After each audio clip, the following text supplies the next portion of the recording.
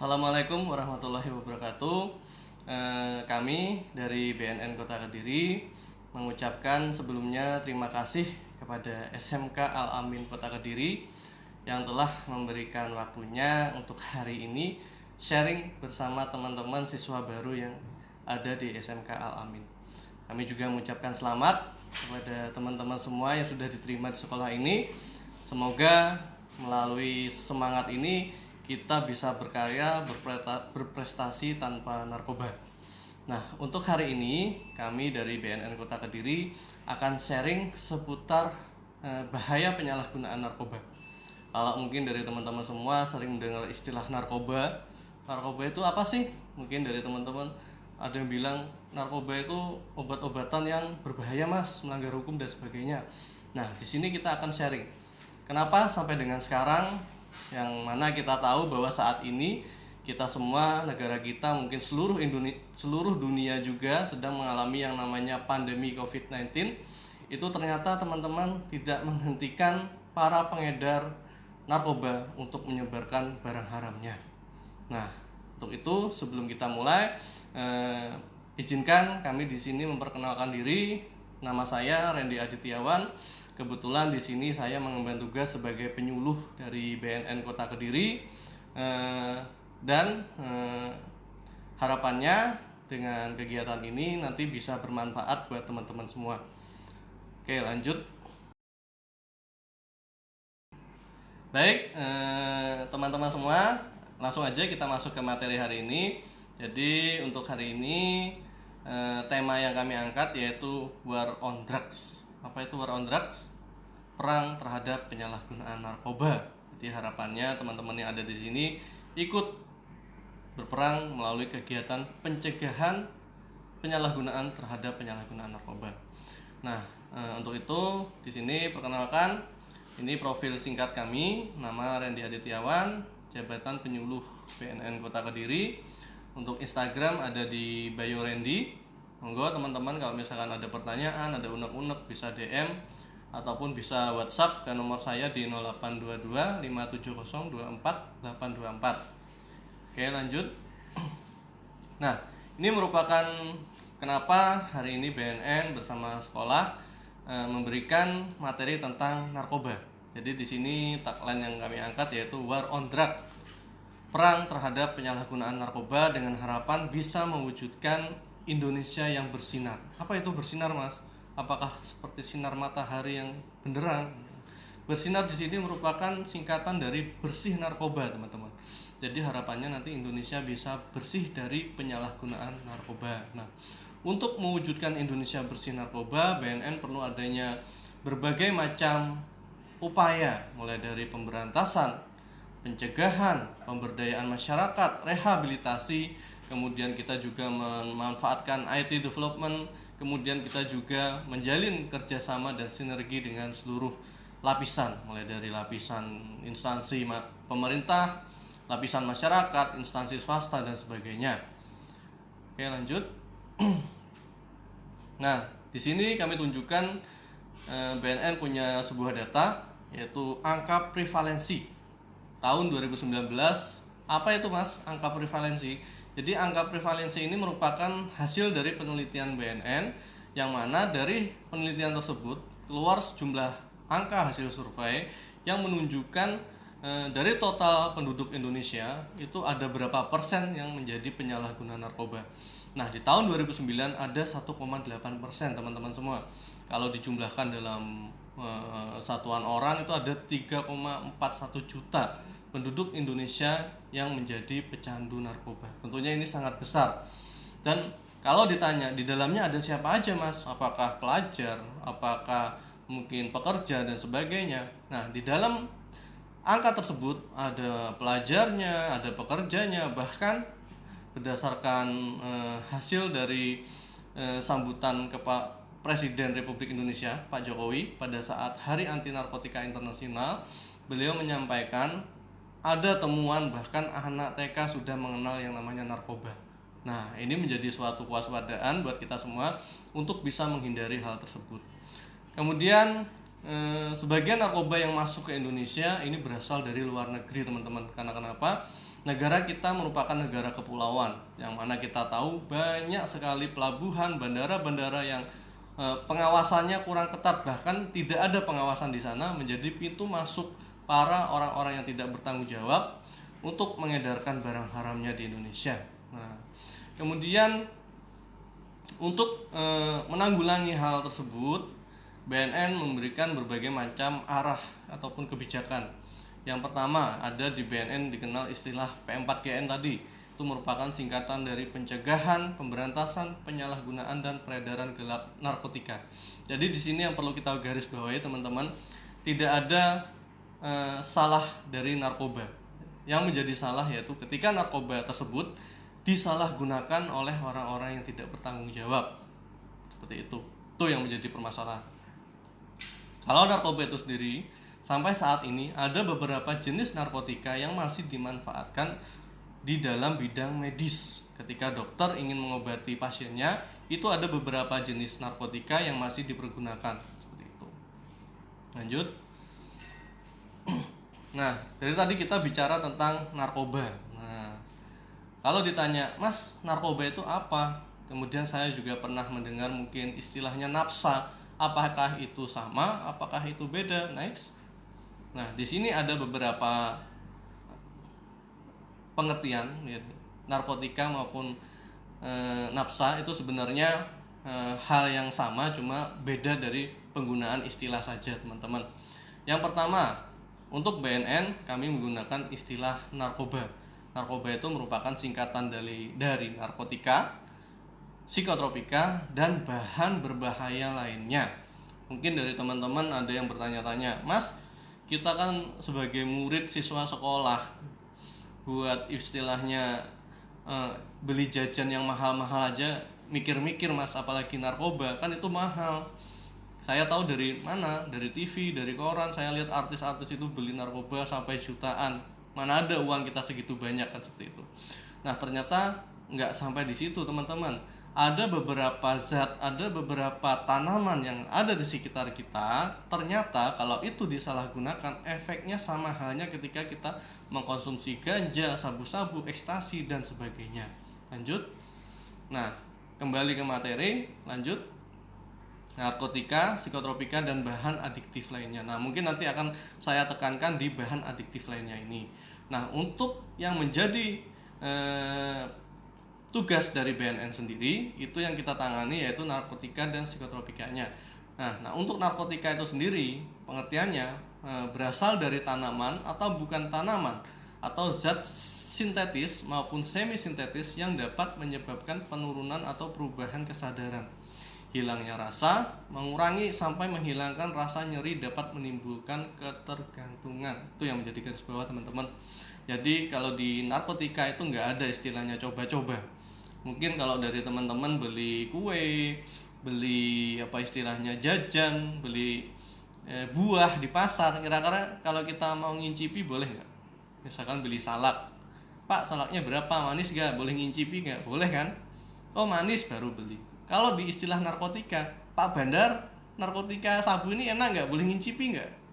Memang sama dia dikasih gratis, teman-teman. Pertama gratis, kedua gratis. Setelah itu, ketika teman-teman pertama kali nyoba yang namanya narkotika jenis sabu, pasti ada yang kedua, yang ketiga nyoba lagi, dan yang keempat pilihannya menjadi kecanduan, teman-teman. Nah, kalau sudah kecanduan pilihannya ada 3. Orang tersebut bisa meninggal. Karena kenapa? Orang yang mengkonsumsi narkotika tanpa diukur dosisnya bisa mengakibatkan overdosis. Itu yang bisa mengakibatkan meninggal. Kemudian bisa otaknya rusak sehingga jadi gangguan jiwa. Kira-kira orang yang sudah gangguan jiwa, orang gila, bisa diobati nggak? Jadi orang normal lagi? Bisa, Mas, kan ada rumah sakit jiwa. Pernah dengar nggak orang yang sudah gangguan jiwa diobati kambuh lagi? Sering, Mas. Nah, itu ketika otak sudah rusak, teman-teman, nggak ada kita nyari donor otak gitu. Mas, otak saya rusak, mau cari donor otak, ada nggak? Nggak ada, teman-teman. Nah, kemudian yang ketiga, pilihannya masuk penjara. Kalau tertangkap pihak berwajib, nah itu hukuman paling berat. Contohnya dari artis kita, Mas Anji. Tahu semua Mas Anji, penyanyi, YouTuber ya. dia didapati menyimpan ganja, itu hukumannya sampai dengan 14 tahun penjara teman-teman, ancaman hukumannya. Ada yang mau kira-kira nginep di penjara 14 tahun? Enggak mas, gitu. Lebih enak liburan mas, jalan-jalan kan, daripada di penjara ngapain. Nah itu teman-teman. Oke, lanjut. Nah, kalau kita berbicara tentang narkotika teman-teman, itu kaitannya tentang Undang-Undang Nomor 35 Tahun 2009 yang membahas tentang narkotika. Di sana ada 3 golongan, golongan 1, golongan 2, dan golongan 3. Nah, untuk yang golongan 1 itu tidak digunakan dalam terapi karena ketergantungannya sangat tinggi. Contohnya sabu-sabu, ganja, ekstasi, itu semua masuk ke golongan 1, yang mana mungkin dari teman-teman pernah dengar orang yang menyalahgunakan ataupun menjual belikan golongan 1 itu hukuman terberatnya bisa sampai hukuman mati. Tuh teman-teman. Karena kenapa? Sifat ketergantungannya sangat tinggi. Itu golongan 1 ya. Nah, untuk di slide ini ada beberapa contoh dari golongan 1, yang mana selain ini juga ada banyak lagi teman-teman yang mungkin sering ditemui. Kalau di Indonesia ini agak jarang. Karena kenapa? Seperti opium, tanaman kokain itu ada di daerah Amerika Timur Tengah. Yang paling banyak masuk ke kita golongan 1 itu contohnya ganja, sabu-sabu, dan ekstasi. Tuh. Lanjut. Golongan 2. Nah, ini bentuknya lebih ke obat-obatan. Ini dapat digunakan dalam terapi serta berpotensi ketergantungan tinggi, teman-teman. Jadi ini biasanya digunakan oleh para dokter medis untuk mengobati para pasien. Seperti itu. Namun di sini dosis dan peredarannya sangat diawasi, nggak sembarangan. Jadi nggak sembarangan orang swasta, orang biasa beli obat ini di apotek seperti itu. Nah, pengawasannya sangat ketat. Kemudian ada golongan 3. Nah, ini banyak digunakan dalam terapi serta berpotensi ketergantungan ringan. Nah, ini biasanya didapati di obat-obatan yang dijual di pasaran, teman-teman. Ada kodein. Nah, kodein ini merupakan obat batuk yang untuk mengobati orang lagi sakit flu, seperti itu. Nah, ini ada kandungan narkotika golongan 3-nya dan seterusnya. Lanjut. Nah, kemudian ada alat bantu yang sering disalahgunakan. Nah, jadi di sini saya tekankan kepada teman-teman semua, saya menunjukkan ini bukan untuk memberi contoh nanti sesampainya di rumah mungkin merakit hal seperti ini, enggak ya. Ini kami tunjukkan agar teman-teman semua waspada.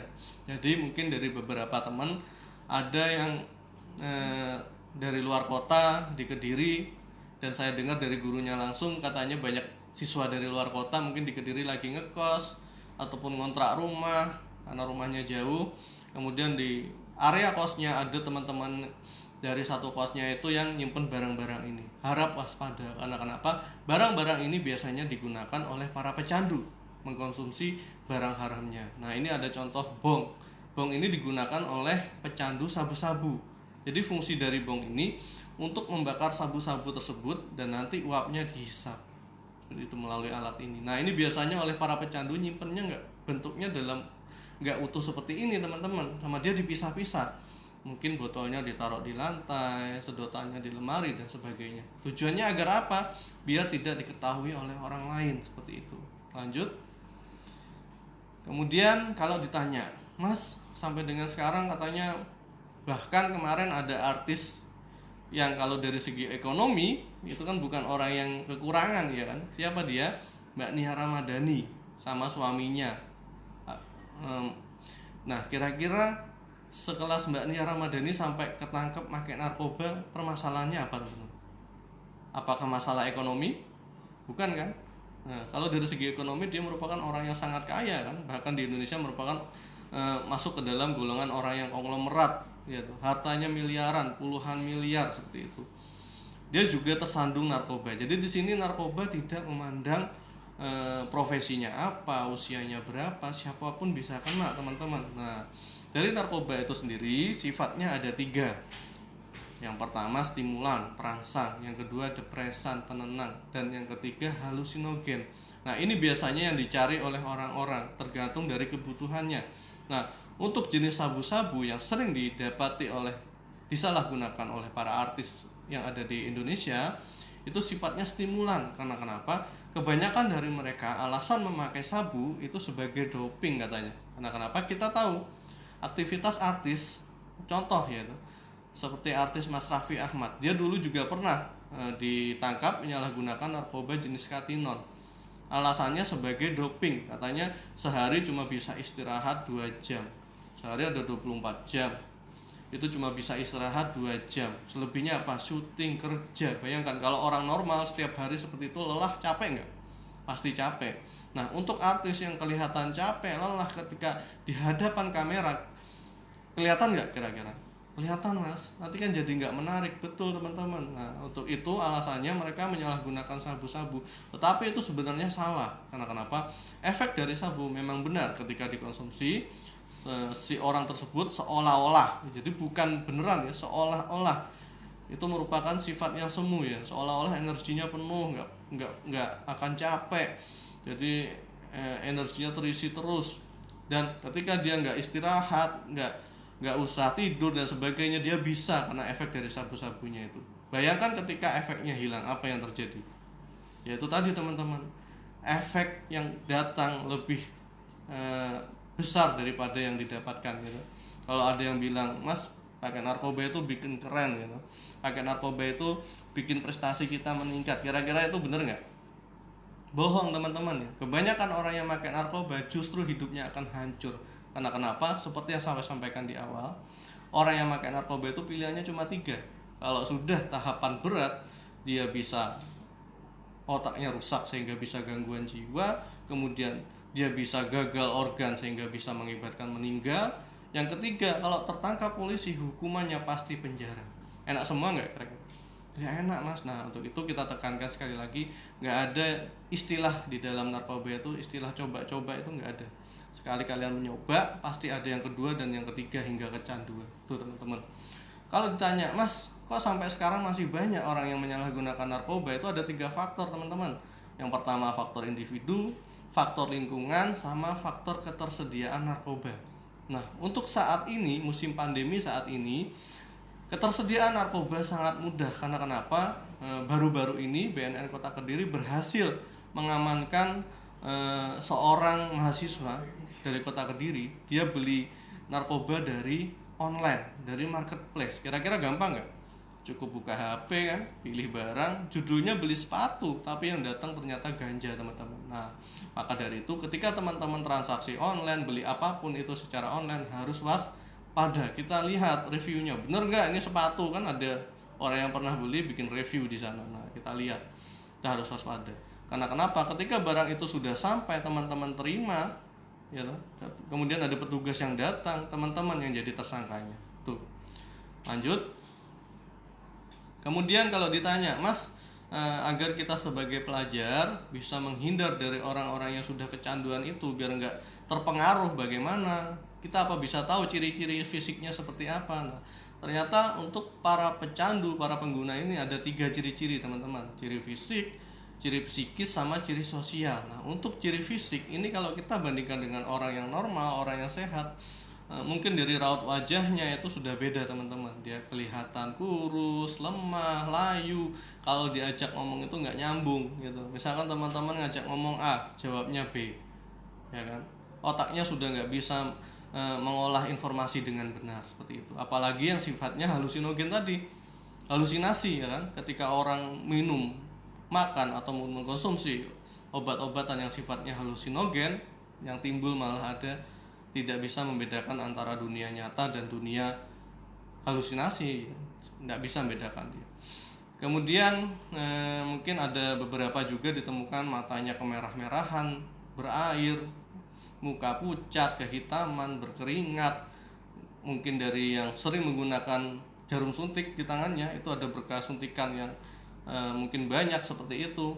Kemudian ada beberapa juga dari para pengguna ini, dia ketika di ruangan ber-AC seperti ini, dia merasa berkeringat, panas. Padahal kalau secara logika kan kalau di AC kan dingin, harusnya kita nggak ada keringat Mas. Nah seperti itu merupakan ciri-ciri fisik. Kemudian dari ciri psikis dan ciri sosial ini ada perubahan sikap. Mungkin dari awalnya dia periang, kemudian dari awalnya dia seorang yang humoris, tiba-tiba berubah teman-teman, jadi tertutup, gampang curiga, gampang emosi ya. Ketika diajak diskusi ngajaknya berantem, emosional. Kemudian juga dia punya kelompok teman baru yang mungkin kalian tahu dulu padahal teman-temannya bukan orang-orang itu mas, sekarang dia punya kelompok tertentu dan perginya sama itu aja. Nah, gitu. Dan juga perlu diwaspadai, ada pernah datang ke kami seorang klien, orang tuanya itu menjadi orang yang terakhir tahu kalau anaknya itu pecandu. Bahkan teman-temannya dari anaknya itu udah tahu semua, orang tuanya baru tahu ketika polisi datang ke rumahnya menggerebek anaknya. Bayangkan, ketika ditanya, mbak, ibu itu anaknya seperti apa selama di rumah, anak saya tuh pinter pak, nggak pernah keluar rumah, di kamar terus. Ternyata apa teman-teman, justru nggak pernah keluar rumah, di kamar terus, di dalam kamar itu ternyata dia pakai narkoba, nggak tahu orang tuanya. Nah itu kenapa kami tekankan kita harus waspada seperti itu. Nah ketika ditanya ciri sosial gimana mas ketika kumpul dengan orang banyak, itu tadi teman-teman, dia udah nggak bisa diajak diskusi, mungkin diajak kerja bakti dia nggak mau, lebih pasif dan sebagainya. Sama teman pikirannya curiga aja, pikirannya jelek aja. Bahkan ada yang paling parah yaitu untuk para pecandu ini muncul yang namanya efek seolah-olah dia ada yang ngejar dan sebagainya, paranoid istilah di kami. Nah itu kalau di istilah ilmu psikologi sudah masuk ke dalam kelainan psikologi yang berat. Bayangkan orang nggak ada apa-apa, kalau ditanya kenapa kok lari, ada orang yang ngejar membunuh saya, padahal nggak ada siapa-siapa teman-teman. Nah itu efek narkoba seperti itu parahnya. Oke lanjut. Nah kemudian untuk para pecandu itu sendiri kalau ditanya itu ada 3 tahapan teman-teman. Tahap coba pakai, tahap teratur pakai, sama tahap kecanduan.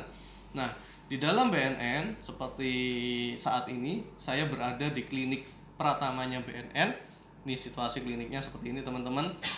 Nah di sini kami juga menangani para pecandu yang mau direhab. Namun di klinik BNN ini untuk rehabilitasinya sendiri sifatnya rawat jalan.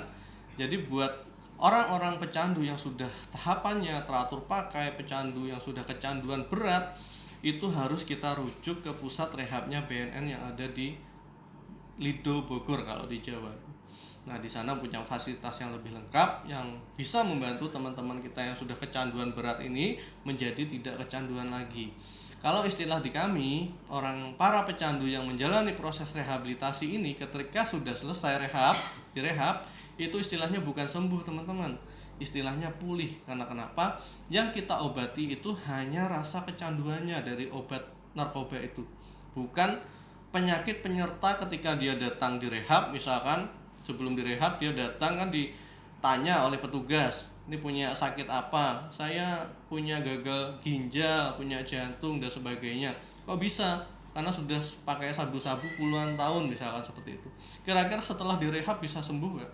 Gak bisa teman-teman. Yang diobati hanya rasa kecanduannya itu tadi dari narkoba tersebut.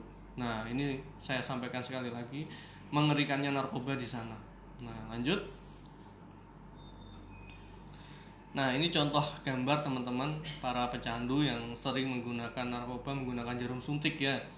Nih tangannya penuh bekas suntikan, dan mungkin beberapa juga ada yang bilang bahkan pada umumnya gitu, narkoba itu juga merupakan pintu masuk menularnya penyakit AIDS gitu, HIV, yang mana kita tahu penyakit itu nggak ada obatnya, penyakit yang menyerang sistem kekebalan tubuh kita. Bayangkan. Karena kenapa? Orang yang pakai narkoba, khususnya narkotika jenis sabu dengan jarum suntik, itu makanya nggak mungkin sendiri teman-teman. Makanya pasti ngajak teman, ada komunitas tertentu. Karena kenapa? Dia tahu harga sabu-sabu di Indonesia itu sangat mahal. Kalau dia beli dengan uang sakunya sendiri nggak akan cukup. Dia akan ngajak orang lain, jadi belinya bisa urunan. Alat suntiknya cuma satu, ya toh, obatnya yang ada di alat suntik itu akhirnya makanya gantian. Ketika ada satu orang yang punya penyakit HIV, kira-kira ketularan semua enggak? Ketularan teman-teman. Nah itu menjadi pintu masuk tertularnya penyakit HIV di sana. Lanjut.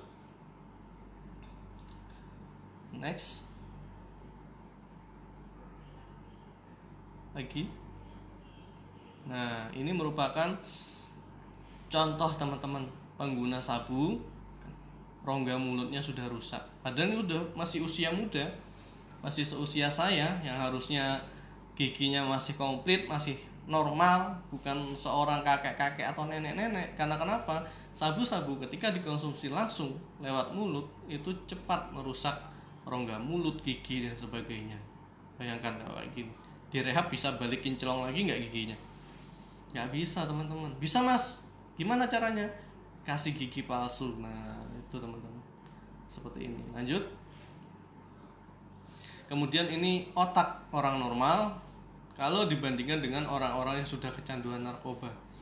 Jadi otak orang normal itu ada yang di kiri atas itu. Jadi gitu kalau dilihat dengan X-ray itu sarafnya masih berfungsi semua itu. Masih ada sinyal-sinyal elektriknya ya kan, masih jalan semua.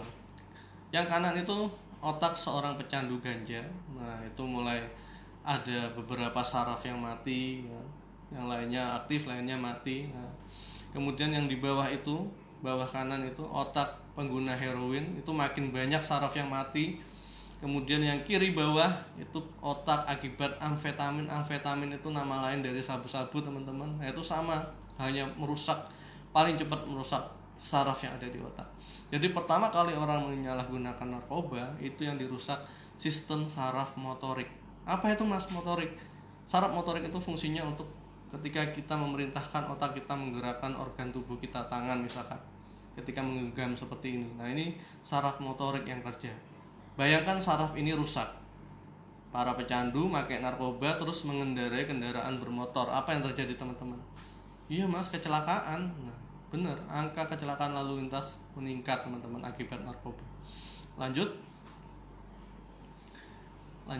Nah, kalau ditanya, Mas, pandemi COVID-19 ini apa berpengaruh terhadap narkoba?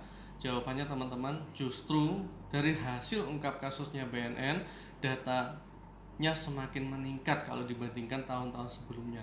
Ini contoh hasil paparannya Kepala BNN Republik Indonesia, Pak Petrus Golose. Beliau menyampaikan, dari total ungkap kasus BNN selama kurun waktu beberapa bulan saja di tahun 2020, ini kalau dibandingkan tahun sebelumnya, 3 kali lipat lebih banyak teman-teman. Bayangkan 3 kali lipat lebih banyak. Nah lanjut. Kemudian dari Kapolda Metro Jaya juga menyampaikan ungkap kasus selama pandemi ini banyak bandar-bandar memanfaatkan COVID. Jadi mungkin dia menyebar barang haramnya dengan modus peralatan kesehatan untuk COVID misalnya. Ternyata di dalamnya sabu-sabu dan seterusnya. Lanjut. Kemudian ini ungkap kasus polisi bersama jajaran berhasil menggagalkan jaringan Timur Tengah dengan barang bukti 1,1 ton sabu teman-teman. Itu kalau teman-teman tahu truk kontainer isinya sabu-sabu semua. Bayangkan kalau itu berhasil lolos, ada berapa juta generasi penerus bangsa yang akan dirusak otaknya. Karena kenapa? Kita tahu seperti Nia Ramadhani itu saja kemarin kan didapati barang bukti sabu-sabu nggak sampai 1 gram, 7, sekian gram, 0,7, sekian gram teman-teman, 0, kan. Ini ada 1 ton, bayangkan. Ada berapa banyak orang bisa pakai. Lanjut. Kemudian ini yang terbaru juga, musisi Anji yang saya sampaikan di awal tadi, ternyata dari hasil laporan masyarakat di studionya ditemukan 8 linting ganja teman-teman, dan dia mengakui menggunakan barang haram tersebut. Nah ini ancaman hukumannya hingga 12 tahun penjara. Nah masih ada yang mau nginep di penjara? Enggak mas, enggak mau. Nah, lanjut.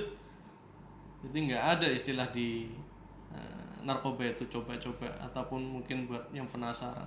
Ini contoh Mbak Nia Ramadhani.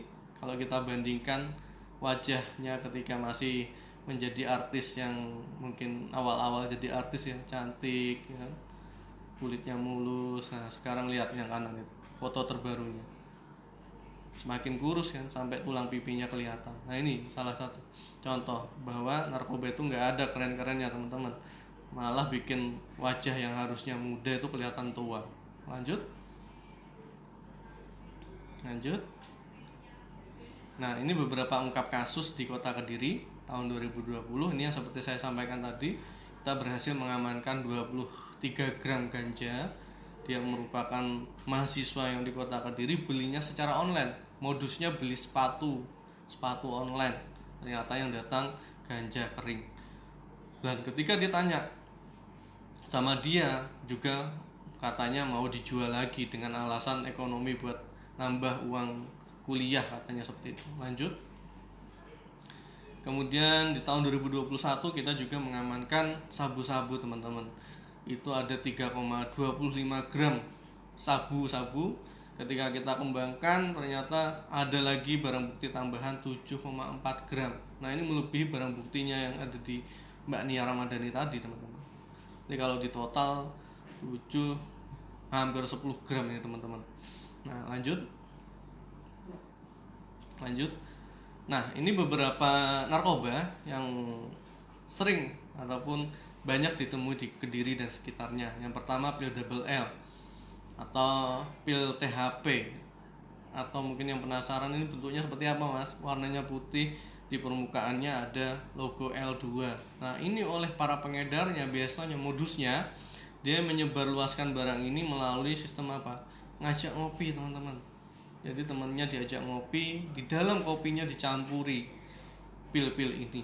Nah oleh teman-temannya ketika awal diajak ngopi nggak kerasa minum, yang kedua yang ketiga, begitu yang ketiga sama dia nggak dicampur sengaja pilnya, tapi ketika diminum temannya tanya, kok nggak seenak kemarin katanya, yang kemarin habis ngopi bisa menghilangkan pegal-pegal dan sebagainya.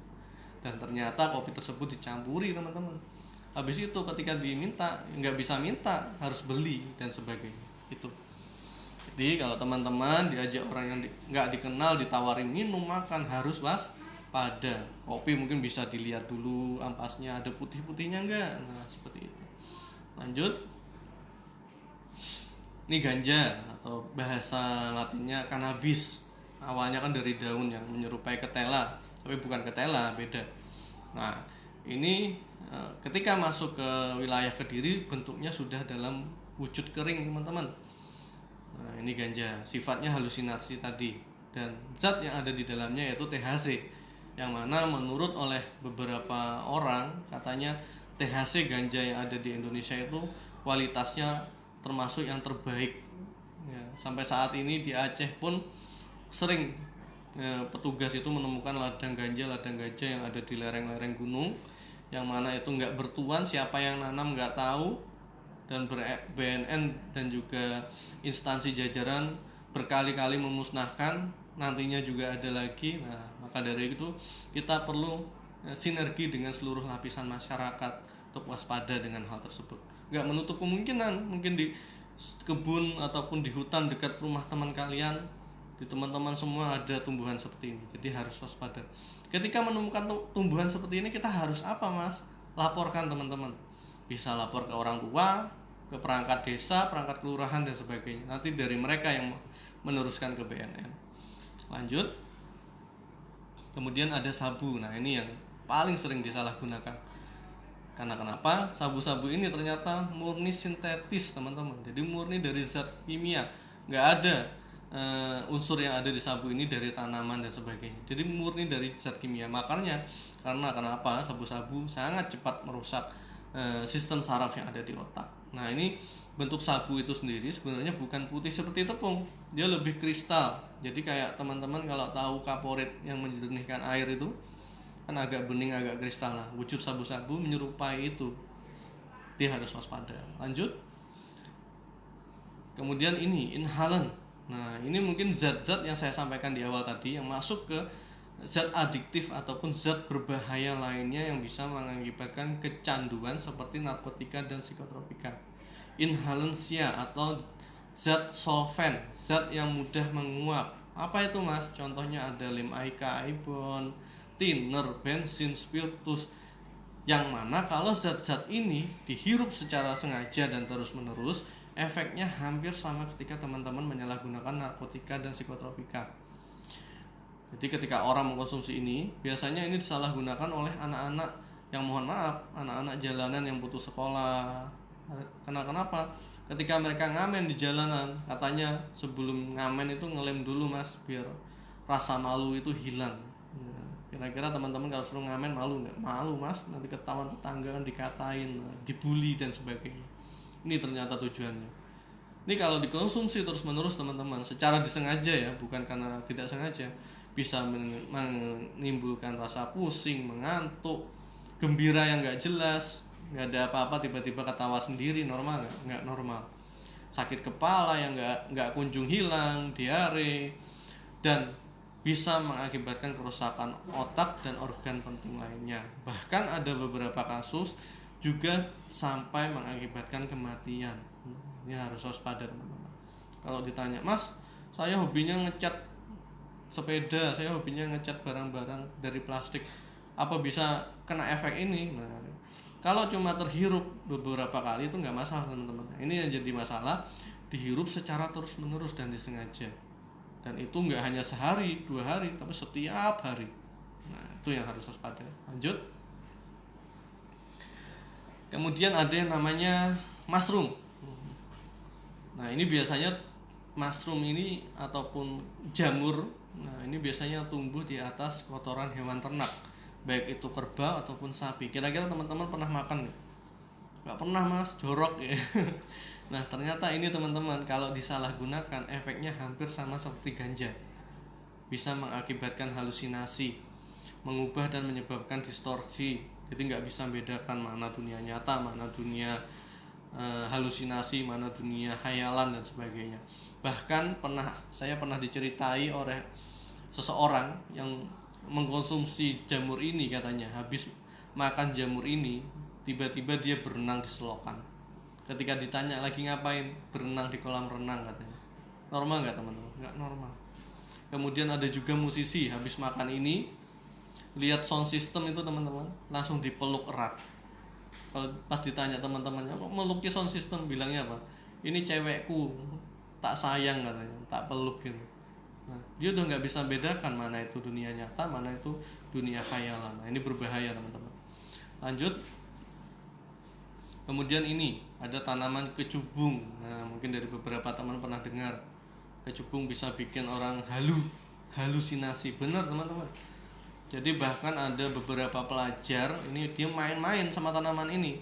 Dia konsumsi, kemudian keluar efek halusinasi, dia masuk sawah, kondisinya tengkurap, nggak bisa nafas, baru ditemukan esok harinya sudah meninggal. Nah ini harus waspada. Jadi teman-teman jangan sekali-kali main-main dengan tanaman-tanaman ini, yang mana tentunya tanaman-tanaman ini pasti ada di sekitar kita. Lanjut. Nah ini contoh snack dari jamur kotoran sapi tadi. Ternyata dari pihak kepolisian juga pernah menangkap dari Mabes Polri ini, kerjasama dengan BNN, berhasil mengamankan snack dengan nama snack good.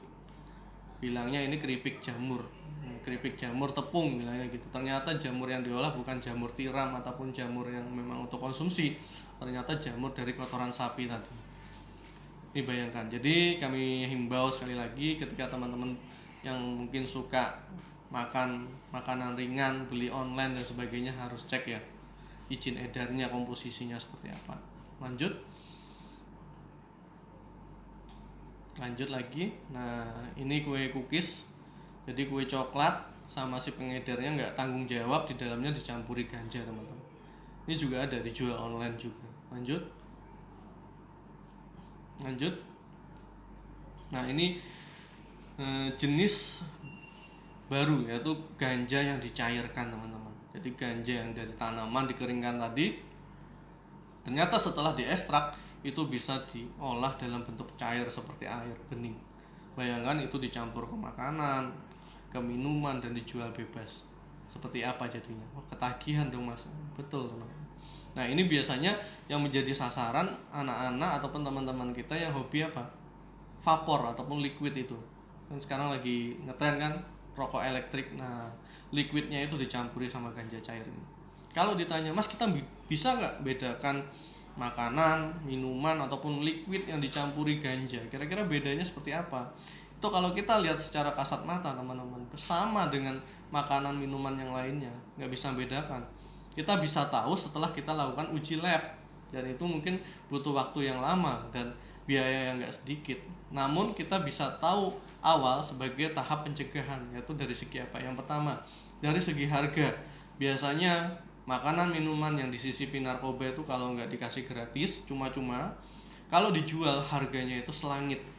Misalkan ada kue coklat, normalnya kue coklat paling mahal 30-40 ribu, ini dijual hingga 200, bahkan ada yang 500 ribu. Kira-kira normal nggak? Nggak normal teman-teman. Kemudian liquid yang mungkin harganya cuma puluhan ribu dijual sampai jutaan. Nah ini nggak normal, jadi kita harus waspada. Kemudian di dalam makanan minuman kemasan biasanya kan ada komposisi, ada nomor BPOM. Nah itu harus kita cek bener nggak nomornya ini, makanan produknya ini. Nah itu juga kita harus waspada. Nah sampai di sini mungkin materi dari BNN. Nah kemudian sebelum kita akhiri teman-teman, kami berpesan kepada teman-teman semua, walaupun di tengah pandemi saat ini nggak menutup kemungkinan buat teman-teman tetap bisa berkarya, tetap bisa mengisi kegiatan dengan berbagai hal positif. Contohnya di sini BNN kita punya media sosial yang namanya Rean ID. Jadi teman-teman buka Google, tinggal ketik rean.id. Itu apa sih Mas? Nah, itu merupakan rumah edukasi anti narkoba. Jadi teman-teman yang punya hobi bikin video vlog, punya hobi nulis, punya hobi desain, punya hobi fotografi, silahkan bikin karya-karya terkait kampanye anti narkoba untuk diupload ke Rean ID. Nah, nantinya di sana karya-karya terbaik akan mendapatkan penghargaan oleh BNN RI. Kira-kira keren nggak? Nah, bahkan mungkin ada beberapa teman kita yang beruntung bisa sampai mendapatkan hadiah-hadiah yang nilainya sungguh besar. Nah, ini bisa menjadi salah satu solusi buat teman-teman semua mengisi waktu luangnya dengan kegiatan positif. Nah, buat teman-teman yang ada pertanyaan, monggo silahkan. Tadi sudah saya sampaikan ada Instagram, ada WhatsApp dan seterusnya. Atau mungkin bisa titip ke gurunya pertanyaan, nanti disampaikan ke saya jawab. Oke, pada teman-teman semua, walaupun di tengah pandemi saat ini, kita harus tetap jaga kesehatan, jaga diri, terapkan pola hidup sehat, jauhi narkoba. Saya undur diri, kurang lebihnya mohon maaf. Wassalamualaikum warahmatullahi wabarakatuh.